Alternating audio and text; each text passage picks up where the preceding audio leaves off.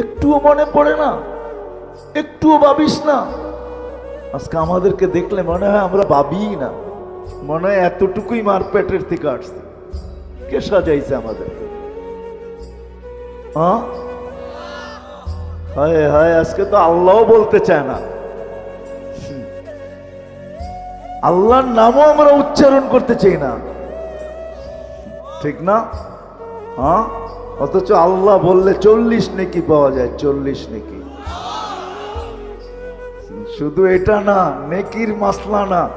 আমার সাথে চলেন, আমি ডাক্তার দেখায় দিব আপনাকে। আমি চিনি আমেরিকান এক ডাক্তার, যার থিওরি, তার ক্লিপ আছে আমার কাছে বয়ানের, যে মুসলমান জানে না আল্লাহ আল্লাহ করলে কি হয়। আল্লাহ লিখতে গেলে হাড়ের মতো, আল্লাহ লেখাটা হাড়ের মতো হয়, হাড়ের মতো। যদি আলিফ বেকা কইরা লেখেন আর হাটা একটু ঘুরাইয়া উঁচা কইরা লেখেন, হার্ড হয়ে যাবে, হার্ড।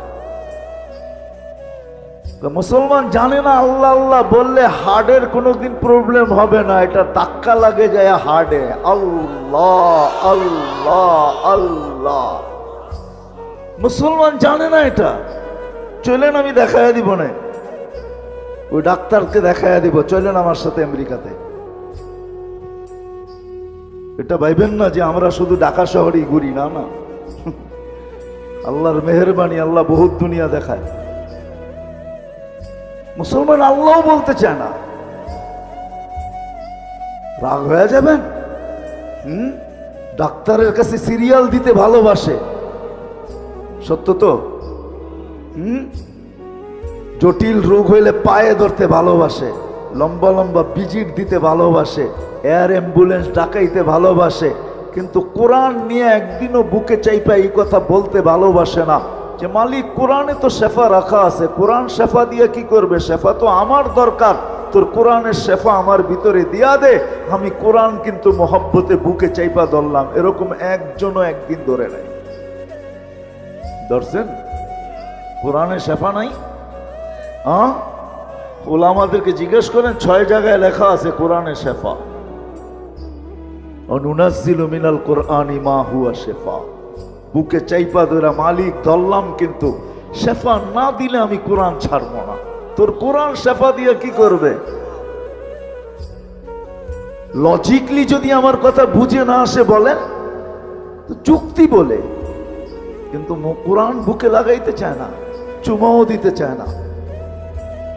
আমি তো একটু আগেই বলে আসছিলাম এশারের পরে যে হায় হায় এই মানুষকে আল্লাহ কত ভালোবাসে। এই মজমায় বেশিরভাগ লোক কোরআন পড়তে জানে না, ঠিক না? সত্য তো? রাগ হয়ে গেলেন?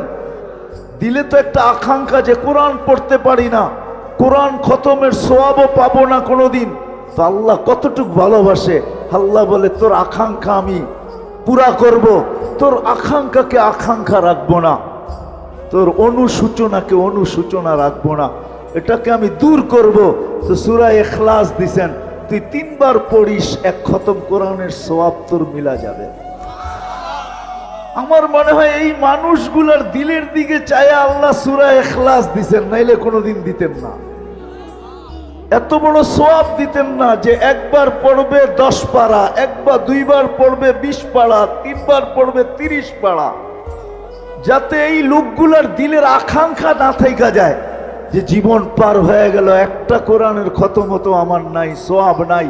আল্লাহ বলে 3 বার পড়। ডেলি যদি 300 বার পড়স তাহলে 100 কোরআন খতমের সওয়াব ডেলি তোর আমল নামায় লাগতে থাকবে। 300 বার পড়তে নাইলে 30 মিনিটই লাগবে, আরে 300 মিনিটই লাগবে। 300 মিনিটে কয় ঘন্টা? এত ঘন্টা লাগবে না। একবার পড়তে 1 মিনিট লাগে না, আধা মিনিট লাগে কিনা সন্দেহ আছে।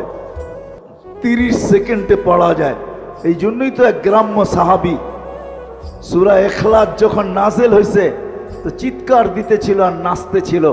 সবাই বলে তুই চিৎকার দিস কেন আর নাচস কেন? কয় নেমার রব রব্বুনা, জয় আমাদের রবের জয়। বলছে কোন দিক দিয়া? কয় ইয়াখুদ কলিল ওয়া ইউতিল জাসিল। ছোট একটা সূরা পড়তে দেরি, 10 পারা কোরআনের ছোয়াব দিতে দেরি করে না। এরকম রব পাবো তো পাবো কোথায়? ওই রবের স্লোগান দিব না তো দিব কার? তো আল্লাহর রসুল বলতেছে, এ বুঝছে, তোমরা বোঝো না। সত্য এটা।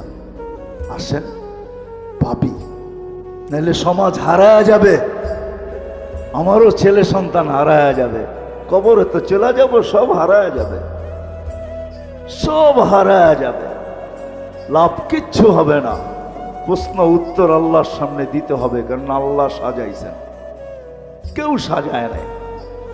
যতই বাহাদুরি দেখান, এটা আল্লাহ সাজাইছে। আল্লাহ আল্লাহ ডেকোরেশন করছেন, আর্কিটেকচার আল্লাহ, যার কারণে এত সুন্দর। এই জন্য আসেন ভাবি, শিখি। এটা শিখানোর জন্যই নবীরা আসছেন। মুহাম্মদুর রাসূলুল্লাহ সাল্লাল্লাহু আলাইহি ইসলাম এটার জন্যই আসছেন। কোরআন আল্লাহ এটার জন্যই দিছেন। কিতাব দেন নাই, কালাম দিছেন। কালাম, নিজের কালাম নামায়া দিছেন। নবী রসুল দেন নাই, দোজাহানের বাদশাহ দিছেন। বাদশাহ। আমরা নবী চিনি না। আমার যদি চিনতাম, হায় হায়, আমার সমাজের এই অবস্থা হতো না, আমাদের এই অবস্থা হতো না যদি নবী চিনতাম। নবী চিনি না। আপনি বলবেন নবী তো এখন নাই, উনি আসলেই কি হবে, চলে তো গেলেন। কোরআন আছে, কিন্তু বুঝবো তো বুঝবো কি করে? এই জন্য আল্লাহ সিস্টেম রাখছেন কিয়ামতের সকাল পর্যন্ত। কিয়ামতের সকাল পর্যন্ত সিস্টেম রাখছেন, নির্বাচিত করছেন। আওরাসনাল কিতাব আল্লাযীনা ইসতাফাইনা মিন ইবাদিনা, উলামা ইকরামকে নির্বাচিত করছেন। রাসূলুল্লাহ সাল্লাল্লাহু আলাইহি ওয়াসাল্লাম সত্যায়িত করছেন। যদিও আমার উম্মত, আমার জাতি, হায় হায় হায়, এটা বুঝতে চায় না যে উলামা নির্বাচিত, আল্লাহর পক্ষ থেকে নির্বাচিত, হক্কানি আলেমরা নির্বাচিত আল্লাহর রসুলের পক্ষ থেকে। যার কারণেই এরা মাটিতে কামড় দিয়ে পড়া থাকে। নাইলে যেই সমাজে অটো চালাইলে 30,000 মাসে কামানো যায়, ওই সমাজে 10-12 হাজার টাকার ইমামতি নিয়ে ওলামারা মসজিদে কোনোদিন পড়া থাকতেন না। অটো চালাইলেই তো 30,000 কামানো যায় না? যায় না? হ্যাঁ, ও অটো চালাইতে হলে অক্সফোর্ডের ডিগ্রি লাগে, তাই না? ঢাকা ইউনিভার্সিটির তো লাগেই লাগে, ঠিক না? কি বলেন, লাগে না? সত্য বলতেছেন? স্কুল কলেজের ডিগ্রির দরকার নাই? তাহলে হুজুর কেন পড়া আছে 10,000 টাকা নিয়ে? 1000 টাকা নিয়ে কেন পড়া আছে? কেন পড়া আছে? ও তো ইচ্ছা করলেই বাইক চালাইতে পারে। বাইক চালাইলে কি ইজ্জত চলে যাবে? অটো চালাইলে ইজ্জত যাবে? আলী রাদিয়াল্লাহু তাআলা আনহু যদি মজদুরি করতে পারে, তাহলে আমি করলে অসুবিধা কি? ইজ্জত যাবে না, বাড়বে। কেন পড়া আছে? দায়িত্ব কাঁধে, এই জন্য পড়া আছে, নাইলে পড়া থাকতো না। দায়িত্ব কাঁধে, নির্বাচিত এই জন্য যে আমি চলে যেতে পারি, কিন্তু উম্মতের নামাজের কি হবে? এরা কি করে শিখবে?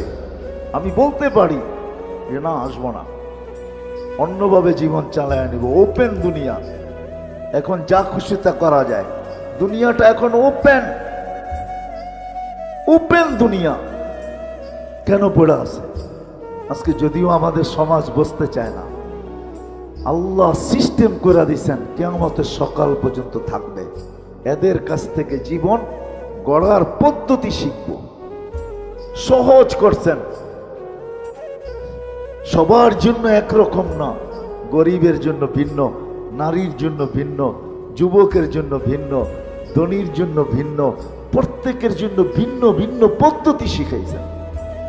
জীবন কিভাবে করতে হবে, এই জীবনটা গড়ার জন্য কাটায় গেলে চলবে না। যেতে পারেন আপনি কাটায়া, কিন্তু ভাব্য চলবে? চলবে না, এটাই সত্য। যদি চলতো তাহলে আল্লাহর রসুল সবকিছু দেখা এসে আমাদেরকে বলতেন না। আল্লাহ জানে আমরা টেকনোলজি সমৃদ্ধ হব, আল্লাহ জানে আমরা বিজ্ঞান সম্মত হব। এই জন্যই আল্লাহ বন্ধুকে ডাইকা নিয়ে গেছেন, বন্ধু আসেন, সব দেখা যান। আপনার উম্মত শোনা কথায় কান দিবে না, বিদায় আপনি দেখা যান। সবকিছু দেখায় দিয়েছেন, তারপরে এসে বলছেন হায় হায়, আমি তো বলি এই উম্মতকে আল্লাহ ডাকার দায়িত্ব নিছেন, ডাকার দায়িত্ব নিছেন। কোন উম্মতকে আল্লাহ ডাকার দায়িত্ব নেয় নাই। ওলামাদেরকে যেখান নামাজ সব উম্মতের জন্য ছিল, কিন্তু কোন উম্মতকে ডাকার দায়িত্ব আনলেন নাই। শুধু আমাদের নবীজির দিকে তাকায় আল্লাহ মনে হয় ডাকার দায়িত্ব নিছেন, যে বন্ধু 50কে 5 কইরা দিলাম, এখনো আপনি চিন্তিত? কেন মুসা আলাইহিস সালাম বলতেছিলেন আমি 2 ওয়াক্ত পড়াইতে পারি না, আপনি 5 ওয়াক্ত পড়াইতে পারবেন না, যান কমায়া নিয়ে আসেন। একদিকে দিলের ভিতরে চিন্তা ছিল আমার উম্মত 5 ওয়াক্ত পড়বে তো পড়বে কি কইরা, আর একদিকে চেহারায় লজ্জা ছিল আবার যাইতো কমানোর জন্য, যাই কি কইরা। তো আল্লাহ মনে হয় দিলের ব্যথা দেখা বলছে বন্ধু চিন্তা করেন না, ঘুমাইয়া থাকলেও আমি ডাইকা নিয়ে আসবো।